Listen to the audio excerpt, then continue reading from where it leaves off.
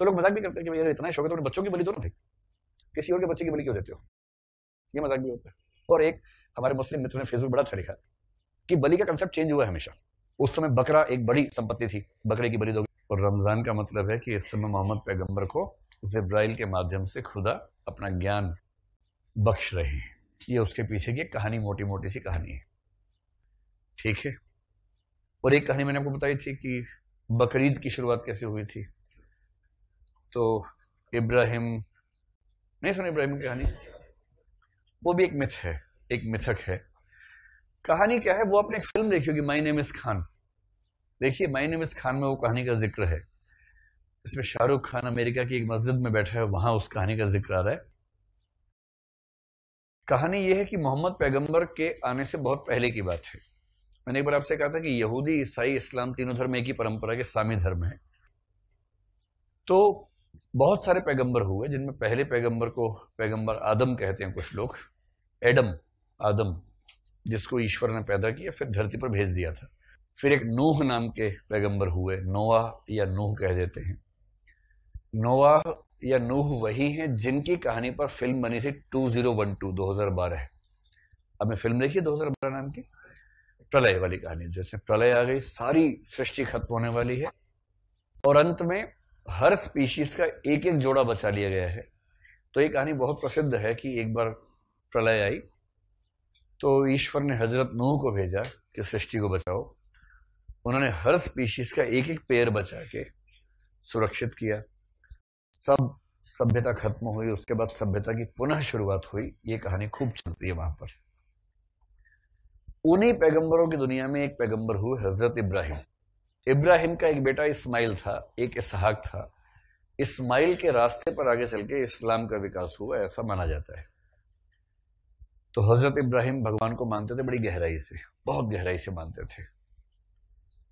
मतलब कुछ लोग कहते हैं कि फादर ऑफ फेथ, आस्था या विश्वास के पिता हैं इब्राहिम। मतलब ईश्वर पे आस्था हो तो कैसी आस्था हो ये समझना हो तो इब्राहिम को देखिए।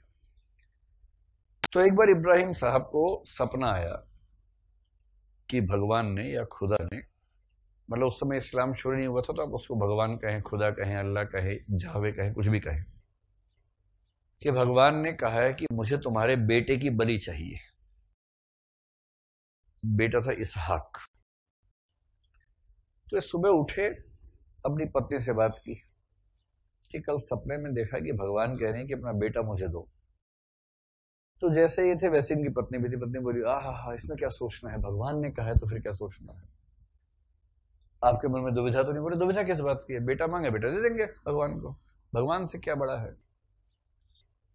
तो इनका पूरा मन था, बेटे को बुलाया, बेटे नहा धोके तैयार हो जाओ, तुम्हारी बलि देनी है, भगवान ने मांगा है तुम्हें। बेटा भी वैसा ही था, बोला जी पापा, जी पापा, नहा के आता हूं। इतने में शैतान यानी कि इब्लिस को लगा कि ये तो मामला ठीक नहीं चल रहा, भगवान की शक्ति और बढ़ती जा रही है।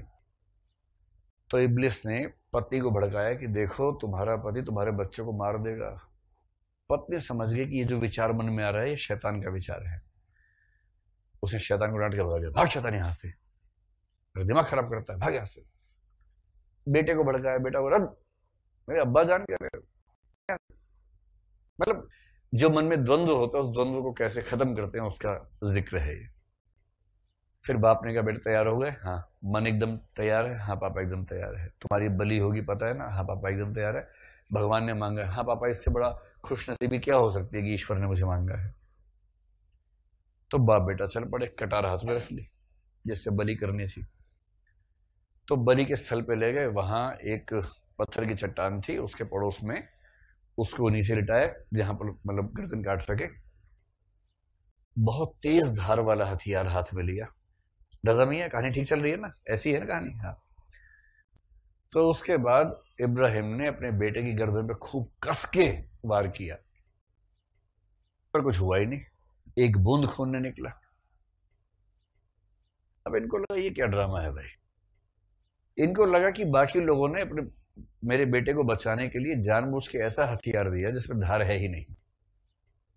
गुस्से में आ गया कि तुमने ऐसा क्यों किया, और हथियार को पटक के मारा ऐसे, ये क्या दिया है मुझे। वो हथियार लगा सामने चट्टान पे और धार ऐसी थी कि चट्टान के 2 टुकड़े हो गए। मिथक है, मिथक। और वहीं से वो हथियार उड़ता हुआ गया, उछलता हुआ गया, वहां एक पशु बंधा हुआ था, उसकी गर्दन पे चल गया, वो कट गया। उसके बाद कहा जाता है कि ईश्वर परीक्षा ले रहा था कि तुम ईश्वर की मोहब्बत में अपनी सबसे, मतलब सपने में ये नहीं था कि बेटा, सपने में यह था कि तुम्हें जो सबसे प्यारी वस्तु है मुझे उसकी बलि चाहिए। तो सुबह उठ के इब्राहिम ने यही कहा अपनी पत्नी से कि सबसे प्यारी वस्तु तो मेरा बेटा ही है। इस समय ईश्वर बेटे को मांग रहे हैं। और उसके बाद एक कंसेप्ट बन गया कि ईश्वर जो है ना, जिस चीज को सबसे ज्यादा प्यार करते हो, यदि उसकी बलि दे सकते हो ईश्वर के लिए, तो तुम ईश्वर के सच्चे भक्त हो। अल्लाह को प्यारी है कुर्बानी, कुर्बानी कुर्बानी कुर्बानी। अल्लाह को प्यारी है कुर्बानी। और उसके बाद से एक परंपरा चल पड़ी कि जो अपने बच्चे की तरह प्यारा हो उसकी बलि खुदा के लिए दोगे तो तुम खुदा के सच्चे भक्त हो। तब से परंपरा यह हुई कि एक बकरा या कोई पशु लोग पालेंगे, अपने घर में पालेंगे, पोसेंगे, बच्चे की तरह पालेंगे उसको 1 साल तक, और फिर बकरीद के दिन उसकी बलि देंगे। और उस दिन जो बच्चे होते हैं उनका आप देखेंगे ना, बड़ा मुश्किल होता है बच्चों के लिए कि जैसे घर में एक पशु है, मान लीजिए बकरा है, कोई पशु है, उसके साथ खेलते खेलते लगाव ऐसा हो जाता है कि वो घर का हिस्सा बन जाता है। अब माँ बाप क्योंकि पहले से जानते हैं कि इसीलिए पाल रहे हैं कि अगले साल काटना है, तो वो मैच्योर भी हैं, तो शायद थोड़ा भावनाओं पर कंट्रोल कर लेते हैं। तो छोटा बच्चा है जो साथ से पैदा हुआ है, वो कैसे कंट्रोल करे? तो अक्सर ऐसा होता है कि ऐसे घर में छोटे बच्चों को मैनेज करना उसमें बड़ा मुश्किल होता है, क्योंकि उनका सबसे अच्छा दोस्त है जिसकी बलि होने वाली है। पर कंसेप्ट यही है कि भाई अपना जिगर का टुकड़ा अगर भगवान को दे सकते हो तो तुम सच्चे भक्त हो। इस कंसेप्ट से बकरीद बना। और कहानी सबके दिमाग में एक ही बैठी कि हजरत इब्राहिम ने अपना बेटा बलि देने की बात की, तो हम क्यों पीछे हटे?